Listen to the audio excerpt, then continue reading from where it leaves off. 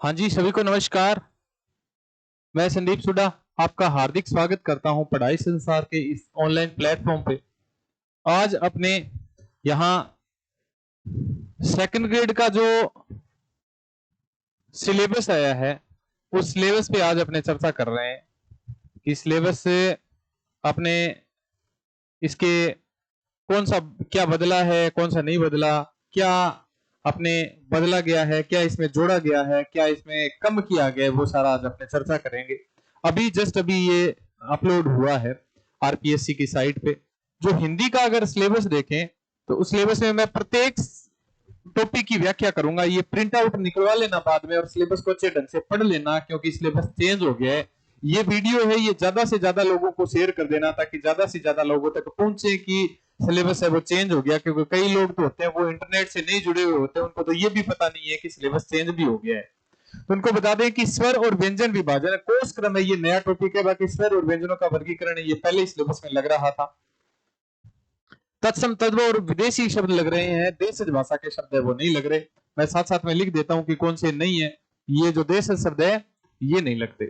तत्सम तद्भव और विदेशी शब्द तीन ही लगते हैं, देश शब्द नहीं लगते। ये अपने वहां नोट भी कर लेना, देश शब्द आपको नहीं पढ़ना है, कहने का मतलब है आपके देश शब्द वो पेपर में नहीं आएंगे।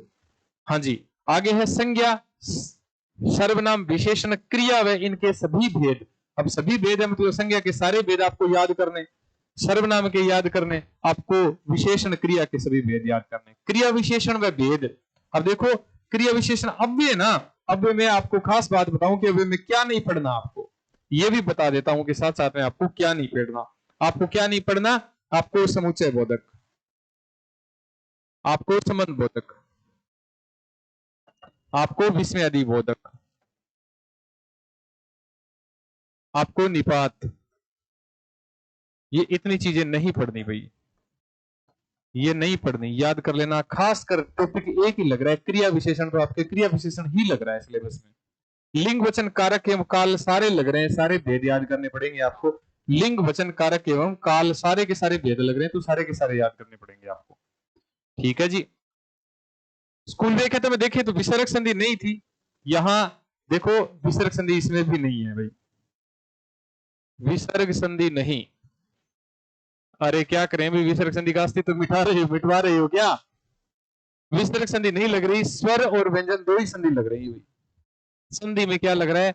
स्वर और व्यंजन दो ही संधि लग रही है, विसर्ग संधि नहीं लग रही।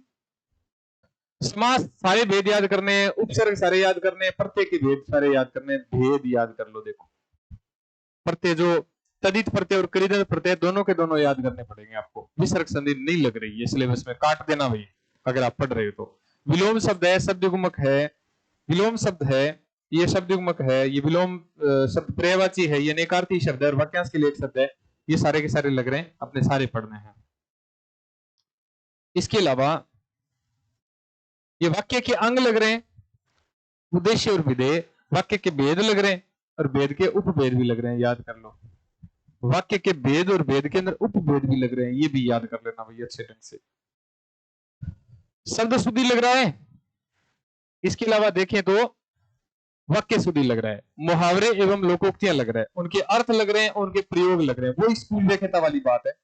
शब्द शक्ति लग रही है, काव्य गुण लग रहे हैं, भेद और उदाहरण दोनों के दोनों लग रहे हैं। काव्य दोष में विशेष नाम दे रखे हैं, श्रुति कटुत्व, ग्राम्यत्व, अप्रतीतत्व, कलिष्ठ दोष, अक्रमत्व दोष और दुष्क्रमत्व दोष। इतना ही सिलेबस में लग रहा है, तो इतना ही याद करना है आपको। हाँ जी। अलंकार में देखो श्लेष अलंकार, यमक अलंकार, दो अपने अर्थ अलंकार, शब्द अलंकार लग रहे थे।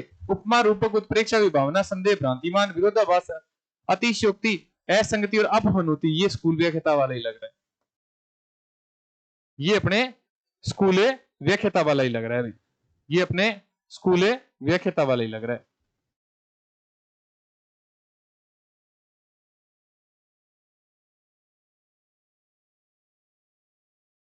अपने स्कूल व्याख्याता वाला ही लग रहा है। ये द्रुत विलंबित छंद है, हरिगीतिका, दोहा, सोरठा, कुंडलिया, चौपाई, छपे, मंदाक्रांता, मनहरण, कवित, मत, गेंद, सवैया, ये सेम का सेम है, सेकंड ग्रेड फर्स्ट ग्रेड वाला ही है। रस का स्वरूप, अवयव, रस भेद, सेम के सेम वही है जो अपने स्कूल लेक्चरर में लग रहे हैं, वही सारे के सारे इसमें लग रहे हैं भाई, सारे के सारे स्कूल लेक्चरर वाले ही लग रहे हैं। हाँ जी। अगर अपन देखें नामकरण काल विभाजन आदिकाल वाला वही, आदिकाल भक्तिकाल रीतिकाल वही, काव्य धाराएं प्रमुख प्रवृत्तियां प्रमुख रचनाएं प्रमुख रचनाकार। आधुनिक काल में भारतेंदु काल द्विवेदी काल छायावाद काल छायावादोत्तर काल, जिसमें छायावादोत्तर युग की प्रवृत्तियां रचनाएं और रचनाकार। छायावादोत्तर में कौन आ जाएगा? छायावादोत्तर में आ जाएगा प्रगति प्रयोगवाद, नई कविता, छायावादोत्तर काल ही है वो। ठीक है, कहानी उपन्यास नाटक निबंध की प्रमुख प्रवृत्तियां रचनाएं एवं प्रमुख रचनाकार, ये इनके संबंध में गद्य से संबंध में, पद्य में ये आ जाएगा। ठीक है, इसके अलावा हिंदी भाषा देखें तो उद्भव में विकास है, प्रमुख बोलियां है, राजस्थानी की प्रमुख बोलियां देवनागरी लिपि का स्वरूप, वो ही स्कूल लेक्चरर वाला मैटर है भाई, वही स्कूल लेक्चरर वाला मैटर है, वो ही सेम का सेम है इसमें, इसमें स्कूल लेक्चरर वाला ही है भाई, इसमें कोई चेंज नहीं है। अब अपने जो कबीर ग्रंथावली लग रही थी, कबीर ग्रंथावली में 5 अंग लग रहे थे और 10 पद लग रहे थे, इसमें देखते हैं कितने पद लगते हैं। ये कबीर ग्रंथावली श्याम सुंदर दास जी वाली, ये कबीर ग्रंथावली श्याम सुंदर दास जी वाली, और इसमें क्या है कि इसमें वही 5 पद है और वही 5 अंग है 10 पद है। ये 5 अंग कौन कौन से ये बता दूं मैं, ये 5 अंग कौन कौन से, ये गुरुदेव को अंग है, ये सुमिरन को अंग है, ये विरह को अंग है, ये पर्चा को अंग है, और ये ज्ञान विरह को अंग है। ये 5 तो अंग लग रहे हैं और 10 पद लग रहे हैं। दुल्हन गाव मंगलाचार घर आए मोय राजा राम प्रतार, वो वाले 10 पद लग रहे हैं इसमें। आगे अपने बात करें तो वही तुलसीदास का गीता प्रेस गोरखपुर का बालकांड सेम का सेम है, स्कूल लेक्चरर वाला। भ्रमर गीत सार 20 पद है, वही स्कूल लेक्चरर वाले हैं। मीरा पदावली शंभू सिंह मनोहर की लग रही है, अरे रे महत्वपूर्ण है, गुजरात के एसोसिएट प्रोफेसर है ये, गुजरात के एसोसिएट प्रोफेसर शंभू सिंह मनोहर की मीरा पदावली लग रही है, और मीरा पदावली में आरंभिक 20 पद लग रहे हैं, याद कर लेना। गुजरात के ये एसोसिएट प्रोफेसर है भाई, गुजरात विश्वविद्यालय में ये, गुजरात विश्वविद्यालय में ये एसोसिएट प्रोफेसर है शंभू सिंह मनोहर, शंभू सिंह मनोहर, और इनकी जो मीरा पदावली है उसके आरंभिक 20 पद लग रहे हैं।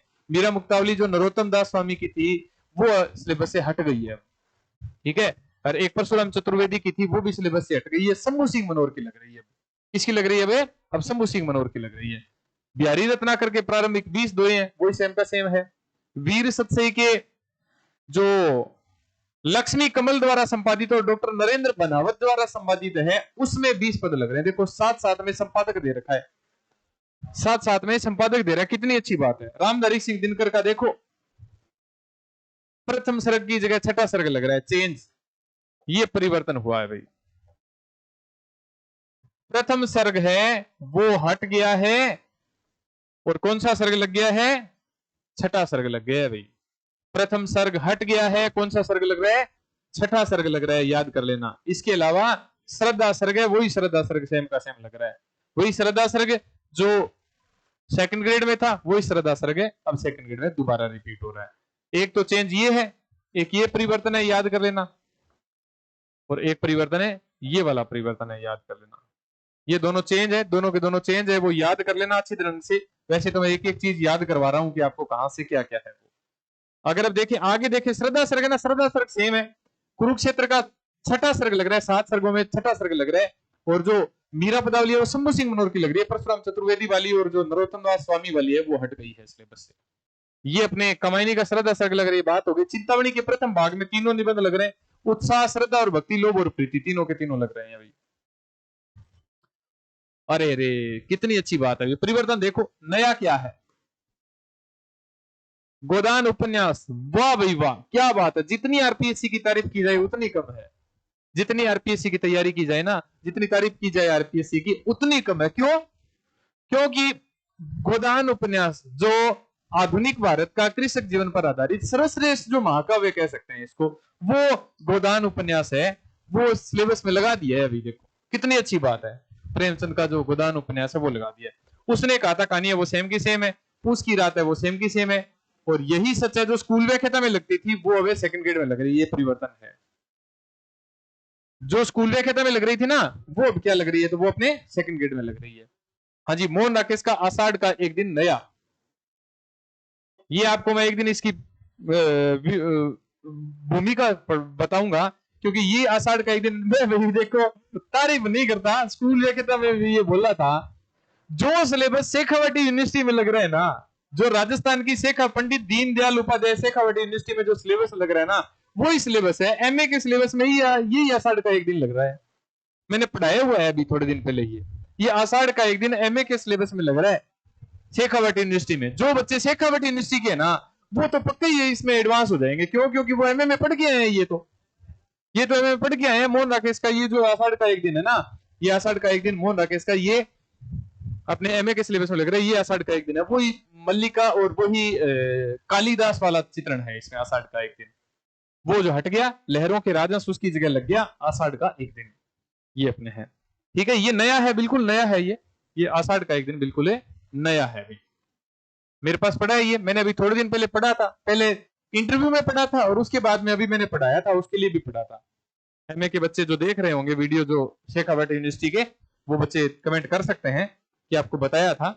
हाँ, भाषाई कौशलों के विकास हेतु निम्नलिखित पक्षों के स्वरूप का शिक्षण स्वर्ण कौशल है, उच्चारण कौशल है, वर्तनी कौशल है, वाचन कौशल है, सहज स्वर और मौन वाचन अभिव्यक्ति है, लिखित है, मौखिक है, हिंदी की विभिन्न विधाओं का शिक्षण है, जिस शिक्षण विधियां है, पाठ योजना निर्माण है, इकाई और दैनिक, गद्य शिक्षण है, पद्य शिक्षण है, व्याकरण शिक्षण है, रचना शिक्षण है, नाटक शिक्षण है, भाषा शिक्षण में निदानात्मक प्रशिक्षण है, परीक्षण है, उपचारात्मक परीक्षण है, भाषा शिक्षण में सहायक सामग्री का प्रयोग है, भाषा शिक्षण में मूल्यांकन सतत समग्र मूल्यांकन है, पाठांतर्गत मूल्यांकन और पाठ उपरांत मूल्यांकन है। ये अपने सिलेबस में लग रहे हैं। 300 नंबर के होंगे और प्रश्न कितने आएंगे? तो 2 घंटे और 30 मिनट्स, अर्थात ये 2.5 घंटे होंगे पेपर में। 2.5 घंटे पेपर में होंगे, अर्थात कितने होंगे? कितने मिनट होगी? 150 मिनट। प्रश्न कितने देख लो, 2 hours 30 मिनट्स, अर्थात 2.5 घंटे होंगे। और प्रश्न कितने? 150 प्रश्न है, 150 मिनट मिलेगी आपको। अर्थात प्रत्येक प्रश्न के लिए कितने मिनट मिलेगी? 1 मिनट मिलेगी। 10 मिनट आपको एक्स्ट्रा दी जाती है। देखो, negative marks shall be applicable in the evaluation of answer for every wrong answer 1/3, अर्थात 1/3 है वो गलत वाला मार्क होगा। माइनस मार्किंग होगी। 1 सही कर दोगे, 3 गलत कर दोगे तो बराबर हो जाएगा, 0 आ जाएगा। Knowledge of secondary senior secondary standard about relevant subject matter, knowledge of graduation standard about relevant subject matter, teaching method of relevant subject, मतलब उससे संबंधित विषय का टीचिंग मैटर रहेगा। बीए का पार्ट भी और साथ साथ में, और सेकेंडरी और सीनियर सेकेंडरी पार्ट आएगा इसमें। कठिन लेवल है, याद कर लो। आज बता रहा हूं, पेपर तक याद रख लेना, पेपर आपका कठिन ही आएगा। ये सेकेंडरी लेवल, ये सीनियर सेकेंडरी लेवल, ये जो ग्रेजुएशन लेवल बता ही रहे हैं। बाकी आजकल graduation level, secondary level, senior secondary level, हर बार पेपर है वो टफ से टफ पूछा जा रहा है। तो आप भी तैयारी टफ से टफ करें। कोई भी प्रकार की समस्या हो, कोई भी प्रकार की परेशानी हो, आप हमें बेझिझक कॉल कर सकते हैं। आप हमारे जो बैच है वो सारे के सारे बैच पढ़ाई संसार ऑनलाइन ऐप पर भी प्राप्त कर सकते हैं। जो नए बच्चे ये वीडियो देख रहे हैं, उन बच्चों को बता दे हुए कि अपने पढ़ाई संसार ऑनलाइन ऐप है। आप जब गूगल प्ले स्टोर है, उस गूगल प्ले स्टोर पर पढ़ाई संसार जब लिखोगे ना, ये पढ़ाई संसार लिखोगे, तो ये जो पढ़ाई संसार लिखोगे गूगल प्ले स्टोर पर, इस पर आपको वीडियो कंटेंट मिल जाएंगे, हिंदी के समस्त वीडियो कंटेंट, जिसमें सेकंड ग्रेड का कंप्लीट कोर्स है भाई। सेकंड ग्रेड का कंप्लीट कोर्स है और सामान्य सहयोग राशि है भाई, सामान्य से सामान्य एकदम सहयोग राशि, जिसमें बच्चा आराम से पढ़ सकता है। हमारा उद्देश्य है, वो उद्देश्य हर बच्चे तक हमारी पहुंच बनाना और हर बच्चा पढ़े। जो सेकंड ग्रेड की तैयारी कर रहा है वो हर एक बच्चा अच्छे तरीके से पढ़े। ये अपने उद्देश्य से ये अपने ऐप लॉन्च किया। इसमें सामान्य सहयोग राशि है, बिल्कुल एकदम सामान्य सहयोग राशि में अपने एप्लीकेशन पे वीडियो कंटेंट प्रोवाइड करवा रहे हैं। आप हमें कमेंट बॉक्स में कोई प्रकार की समस्या हो तो कमेंट बॉक्स में लिख सकते हैं। पढ़ाई संसार ये ऑनलाइन ऐप है, ये आप गूगल प्ले स्टोर से डाउनलोड कर सकते हैं और वीडियो कंटेंट प्राप्त कर सकते हैं। हाँ जी, धन्यवाद।